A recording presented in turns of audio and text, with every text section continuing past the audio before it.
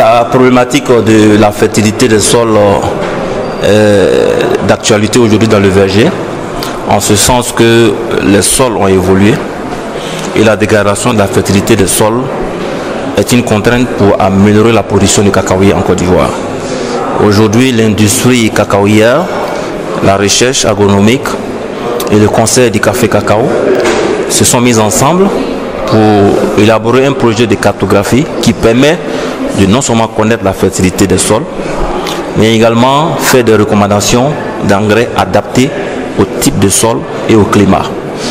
Et les premiers résultats de ce projet ont été présentés et ils permettent déjà de caractériser la fertilité des sols à l'échelle du verger. Ces résultats montrent déjà que les sols n'ont pas le même niveau de fertilité et certains sols ont des besoins spécifiques au niveau des engrais.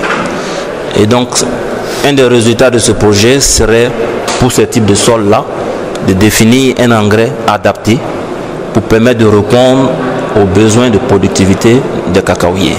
Voilà un peu l'essence de ce projet qui est bien entendu mis en œuvre par IDH en termes de financement, par la World Cocoa Foundation et également par le Conseil des cafés cacao et mis en œuvre techniquement par le CNRA. Bien entendu, ce projet est en cours puisqu'il a démarré en juillet 2014. Nous avons fait un premier séminaire au Pullman avec tous les partenaires pour montrer les résultats partiels de ce projet. Donc les résultats que nous présentons ici sont des résultats partiels qui permettent déjà de donner à mi-parcours les résultats atteints et à terme, puisque l'objectif c'est de délivrer les résultats à la fin du mois de juillet 2015, et donc on pourra maintenant commencer à discuter au niveau des résultats finaux, des recommandations d'engrais, la fertilité des sols et comment adresser toutes ces différentes problématiques. En participant à ce symposium, c'est déjà de porter l'information. L'information sur une problématique qui intéresse non seulement le gouvernement de la Côte d'Ivoire, à travers le Conseil du café cacao qui appuie financièrement ce projet, mais de porter l'information aussi à la communauté scientifique pour dire qu'aujourd'hui, en Côte d'Ivoire, la recherche est en train de développer des outils adaptés au verger actuel. C'est-à-dire connaître la fertilité des sols pour mieux recommander les engrais pour améliorer la production du cacaoyer.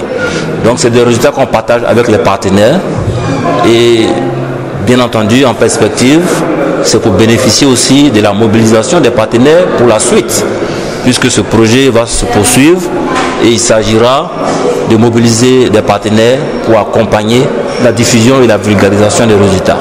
Donc voilà un peu l'intérêt de ma participation. Oui, OCP participe au sein du programme Initiative Engrais, le IDH, et du Conseil du café cacao, en tant que compagnie d'engrais, au même titre que les autres compagnies d'engrais. Donc vous voyez que ce projet travaille avec non seulement l'industrie cacaoyère, mais avec aussi les compagnies d'engrais, de telle sorte que les résultats ne restent pas dans les tiroirs. Ce sont ces mêmes compagnies qui vont développer les formules et qui vont les délivrer aux producteurs. Donc il est intéressant d'avoir un partnership très rapproché qui permette de faire une vulgarisation des résultats. Effectivement, pour faire adopter l'engrais auprès des producteurs, il faut développer des schémas. Parce que l'engrais coûte cher, c'est un investissement. Donc il faut que le producteur soit accompagné en termes d'accessibilité. Déjà, le projet permet de mettre en place différents systèmes. Par exemple, il y a un système qu'on appelle Farm Finance qui permet aux coopératives d'obtenir un crédit et le risque est partagé par les partenaires de l'initiative.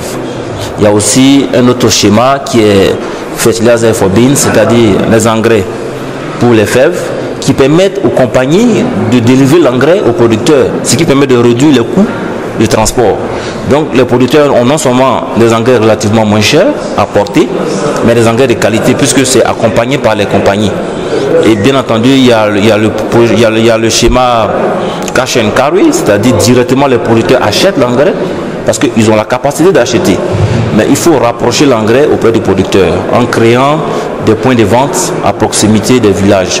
Donc ce schéma-là est mis en œuvre par différents partenaires de l'initiative.